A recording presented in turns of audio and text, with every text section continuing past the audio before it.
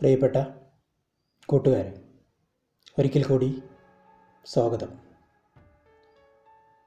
2ാം വർഷ higher secondary journalism സിലബസിലെ ആദ്യ 2 യൂണിറ്റുകൾ നമ്മൾ മനസ്സിലാക്കി കഴിഞ്ഞു.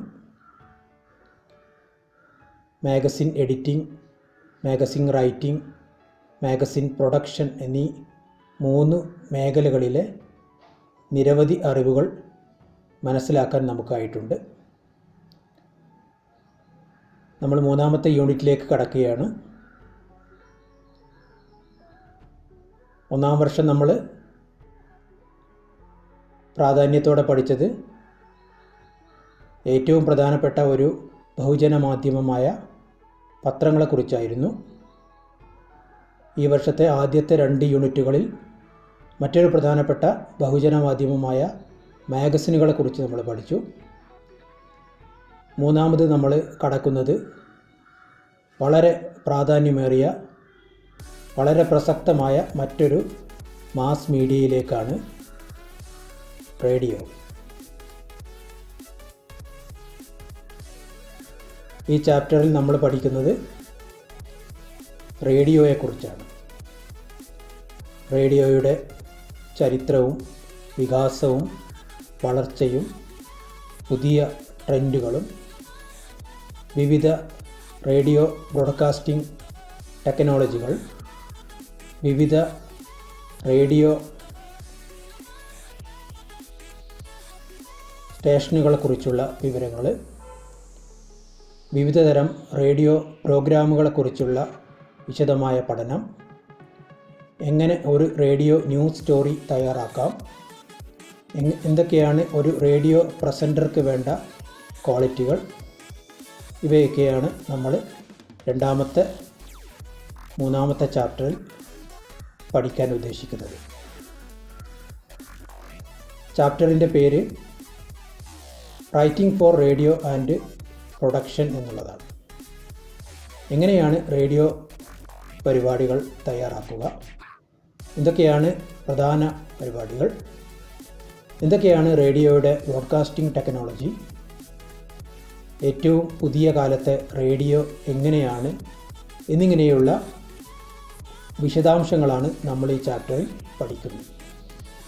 വളരെ ചെറിയ ഒരു ചാപ്റ്ററാണ്, വളരെ എളുപ്പത്തിൽ കാര്യങ്ങൾ മനസ്സിലാക്കാൻ കഴിയുന്ന ഒരു യൂണിറ്റ് കൂടിയാണ്. അനേകം ചോദ്യങ്ങൾ പരീക്ഷകളിൽ ചോദിക്കാൻ സാധ്യതയുള്ള ഒരു ചാപ്റ്റർ കൂടിയാണ് writing for radio and production എന്ന് പറയുന്ന ചാപ്റ്റർ. ആദ്യമായി നമുക്ക് റേഡിയോയെ പരിചയപ്പെടാം. നിങ്ങളെല്ലാവരും റേഡിയോ ഉപയോഗിക്കുന്നവരാണ്. ഒരു വിധത്തിലല്ലെങ്കിൽ മറ്റൊരു രൂപത്തിൽ റേഡിയോ സ്ഥിരമായി ഉപയോഗിക്കുന്ന ആളുകളാണ് നമ്മളെല്ലാവരും. പഴയ കാലത്തെ റേഡിയോ സെറ്റുകളിൽ നിന്ന് നാം ഒരുപാട് മാറി ഏത് പ്ലാറ്റ്ഫോമിലും നമുക്ക് ലഭ്യമാകുന്ന ഒരു കണ്ടൻ്റായി റേഡിയോ പ്രോഗ്രാംസ് മാറിക്കഴിഞ്ഞിട്ടുണ്ട്.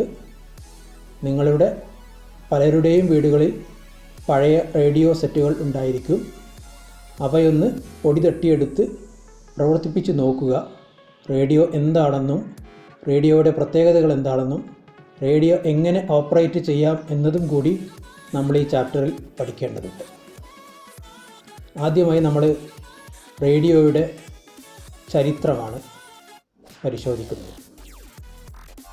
റേഡിയോയുടെ ലോകത്തെമ്പാടുമുള്ള വിവിധ ഭാഗങ്ങളിൽ നടന്ന വികാസത്തിൻ്റെ ചെറിയ ചരിത്രം, ഇന്ത്യയിലെ റേഡിയോയുടെ ചരിത്രം, തുടർന്ന് നമ്മുടെ കൊച്ചു കേരളത്തിലെ റേഡിയോയുടെ ചരിത്രം.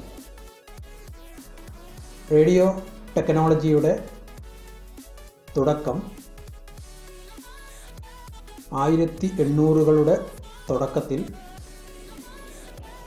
നമ്മൾ കണ്ടുപിടിച്ച 2 കമ്മ്യൂണിക്കേഷൻ ഡിവൈസുകളുമായി ബന്ധപ്പെട്ടിരിക്കുന്നു. ഒന്ന് ടെലഫോണും രണ്ടാമത്തേത് ടെലഗ്രാമും. ഈ 2 കമ്മ്യൂണിക്കേഷൻ ടെക്നോളജികൾ വിജയത്തിലെത്തിയതോടുകൂടി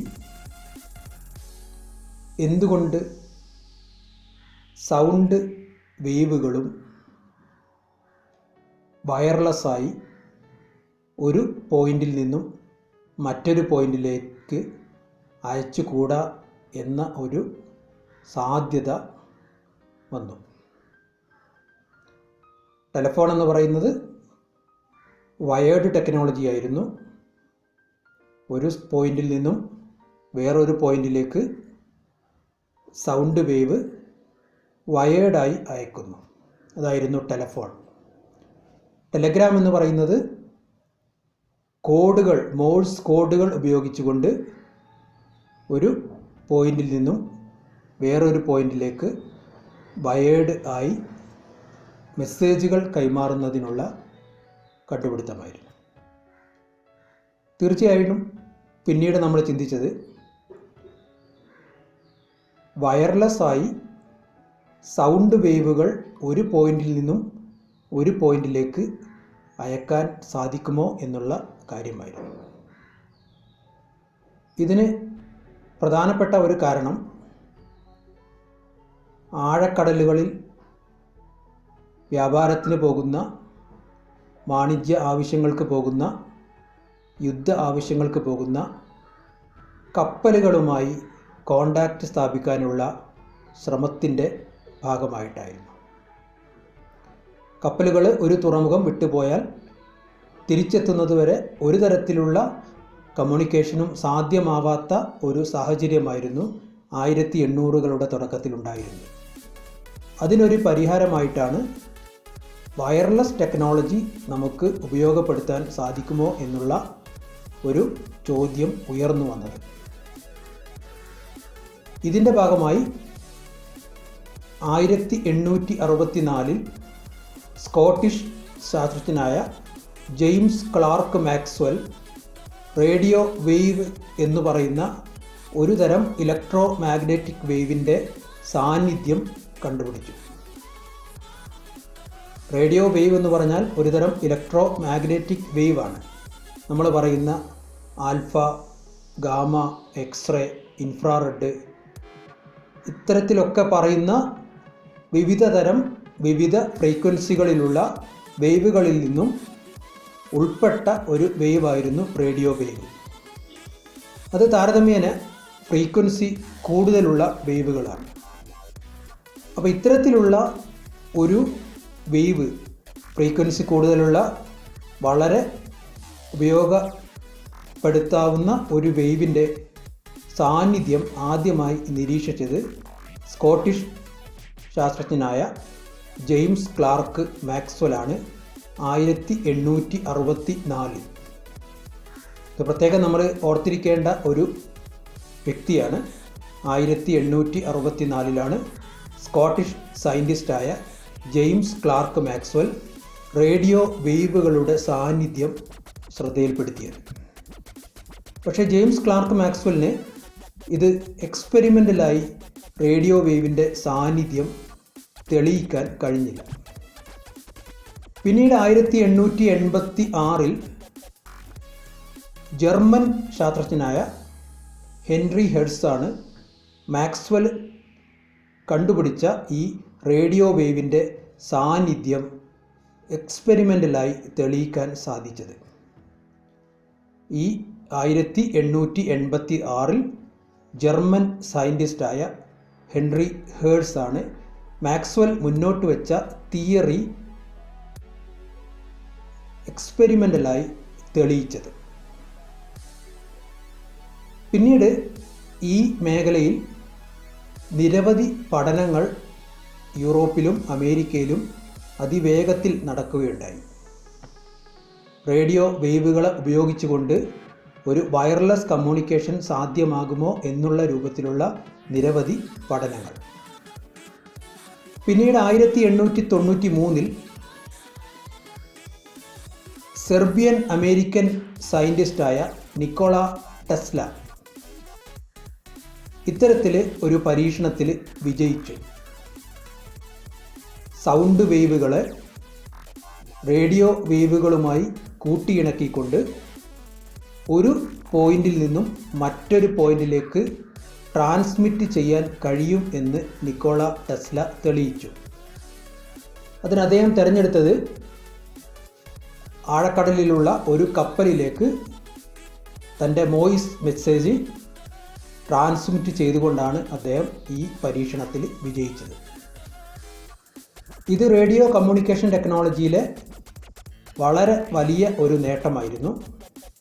ഇതിനെ തുടർന്ന് യൂറോപ്പിലെമ്പാടും അമേരിക്കയിലും നടന്ന നിരവധി പരീക്ഷണങ്ങളുടെ ഫലമായിട്ട് 1896 ഇറ്റാലിയൻ ഇൻവെൻ്ററായ ഗുഗ്ലിയോ മാർക്കോണി എന്ന് പറയുന്ന സയൻറ്റിസ്റ്റ് റേഡിയോ എന്ന് പറയുന്ന സാങ്കേതിക വിദ്യ കണ്ടുപിടിക്കുകയും അതിനുള്ള ആദ്യത്തെ പേറ്റൻറ്റ് കരസ്ഥമാക്കുകയും ചെയ്തു.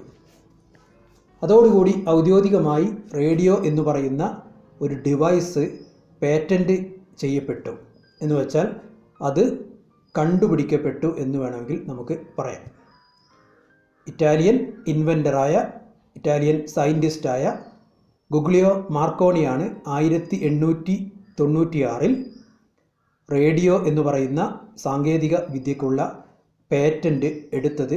അതുകൊണ്ട് തന്നെയാണ് ഗുഗ്ലിയോ മാർക്കോണിയെ നമ്മൾ റേഡിയോ കമ്മ്യൂണിക്കേഷൻ്റെ പിതാവായിട്ട് അറിയപ്പെടുന്നത്.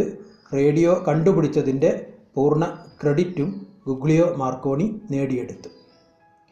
പിന്നീട് ഏറെ കാലം കഴിഞ്ഞിട്ട് ആണ് വാണിജ്യ അടിസ്ഥാനത്തിൽ റേഡിയോ റിസീവറുകളും റേഡിയോ സ്റ്റേഷനുകളും സ്ഥാപിക്കാൻ ആരംഭിച്ചത്. നിരവധി തടസ്സങ്ങൾ തുടക്കത്തിലുണ്ടായിരുന്നുവെങ്കിലും ഏറെ താമസിയാതെ അമേരിക്കയിൽ 1909 കാലഘട്ടത്തോടുകൂടി അമേരിക്കയിൽ റേഡിയോ സ്റ്റേഷനുകളും റേഡിയോ റിസീവറുകളും വാണിജ്യ അടിസ്ഥാനത്തിൽ സ്ഥാപിക്കാനുള്ള ശ്രമങ്ങൾ നടന്നു. 1920 അമേരിക്കയിലെ ആദ്യത്തെ റേഡിയോ സ്റ്റേഷൻ സ്ഥാപിതമാകുകയും ചെയ്തു. അമേരിക്കയിലെ 1920 പ്രസിഡന്റ് തെരഞ്ഞെടുപ്പിൻ്റെ ഫലം ഔദ്യോഗികമായി പ്രഖ്യാപിച്ചുകൊണ്ടാണ് അമേരിക്കയിലെ ആദ്യത്തെ റേഡിയോ സ്റ്റേഷൻ KDKA എന്നറിയപ്പെടുന്ന റേഡിയോ സ്റ്റേഷന് പ്രവർത്തനം ആരംഭിച്ചത്. പിന്നീട് റേഡിയോ ടെക്നോളജിയുടെ വളർച്ച അതിവേഗത്തിലായിരുന്നു. അമേരിക്കയിലും യൂറോപ്പിലും ഏഷ്യയിലേക്കും അത് അതിവേഗം പടർന്നു കയറി. റേഡിയോ വയർലെസ്സായി നമുക്ക് ഉപയോഗിക്കാവുന്ന ഏറ്റവും നൂതനമായ ഏറ്റവും സൗകര്യപ്രദമായ ഒരു ടെക്നോളജിയായി വളർന്നു കഴിഞ്ഞു. റേഡിയോ കമ്മ്യൂണിക്കേഷൻ ടെക്നോളജിയിലെ മറ്റൊരു പ്രധാനപ്പെട്ട കണ്ടുപിടുത്തം കനേഡിയൻ സയൻറ്റിസ്റ്റായിരുന്ന റെജിനാൾഡ് ഫെസൻഡൻ എന്ന് പറയുന്ന വ്യക്തി വോയിസ് മെസ്സേജുകൾ വളരെ അകലെയുള്ള മറ്റൊരു പോയിന്റിലേക്ക് റേഡിയോ വേവുകളായി അയക്കാം എന്ന് കണ്ടുപിടിച്ചതോട് കൂടിയാണ്. മറ്റൊരു പ്രധാനപ്പെട്ട കണ്ടുപിടുത്തം റേഡിയോ റിസീവറുകളുടെ വ്യാപകമായ തോതിലുള്ള വാണിജ്യാടിസ്ഥാനത്തിലുള്ള നിർമ്മാണവും ഉപഭോഗവും ആരംഭിക്കുന്നതിന് കാരണമായ മറ്റൊരു പ്രധാന കണ്ടുപിടുത്തമാണ് 1906 അമേരിക്കൻ സയൻറ്റിസ്റ്റായിരുന്ന ലീ ഡി ഫോറസ്റ്റ് വാക്വം ട്യൂബുകൾ കണ്ടുപിടിച്ചു എന്നുള്ളതാണ്. 1906 അമേരിക്കൻ സയൻറ്റിസ്റ്റായ ലീ ഡി ഫോറസ്റ്റ് ഓഡിയോൺ എന്നറിയപ്പെടുന്ന ട്രയോഡ് വാക്വം ട്യൂബുകൾ കണ്ടുപിടിച്ചു. വാക്വം ട്യൂബുകൾ എന്ന് പറഞ്ഞാൽ ഇലക്ട്രോണുകളുടെ സുഗമമായ സഞ്ചാരം ലക്ഷ്യം വെച്ചുകൊണ്ട് ഇലക്ട്രോണുകളുടെ സഞ്ചാരത്തിൻ്റെ വേഗത ആവശ്യാനുസരണം നിയന്ത്രിക്കാൻ സാധിക്കുന്ന ഒരു തരം ട്രൈ ജംഗ്ഷൻ വാൾവുകളെയാണ് നമ്മൾ വാക്വം ട്യൂബുകൾ എന്ന് പറയുന്നത്. ഇതിന് അദ്ദേഹം കൊടുത്ത പേര് ഓഡിയോൺ എന്നായിരുന്നു. ഇത് പ്രത്യേകം ഓർത്തിരിക്കേണ്ടതാണ്.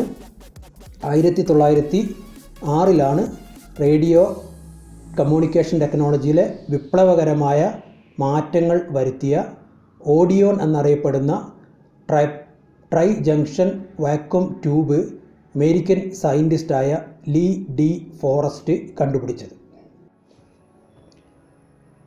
ലീ ഡി ഫോറസ്റ്റ് കണ്ടുപിടിച്ച ഓഡിയോൺ എന്ന വാക്വം ട്യൂബിൻ്റെ ഏറ്റവും പ്രധാനപ്പെട്ട ഉപയോഗം എന്ന് പറയുന്നത് റേഡിയോ വേവുകളെ ആംപ്ലിഫൈ ചെയ്യാൻ സാധ്യമായി എന്നുള്ളതാണ്. ആംപ്ലിഫിക്കേഷൻ നടക്കുന്നതോടുകൂടിയാണ് റേഡിയോ വേവുകൾ തടസ്സങ്ങളില്ലാതെ വളരെ പവർഫുള്ളായി അതിവേഗത്തിൽ വളരെ ദൂരെയുള്ള സ്ഥലങ്ങളിലേക്ക് നമുക്ക് ട്രാൻസ്മിറ്റ് ചെയ്യാൻ സാധിച്ചത്. ഇതാണ് റേഡിയോ വേവുകളുടെ ഏറ്റവും വലിയ പ്രത്യേകതയായി നമുക്ക് ലീ ഡി ഫോറസ്റ്റിൻ്റെ കണ്ടുപിടുത്തവുമായി കൂട്ടി വായിക്കാവുന്ന കാര്യം.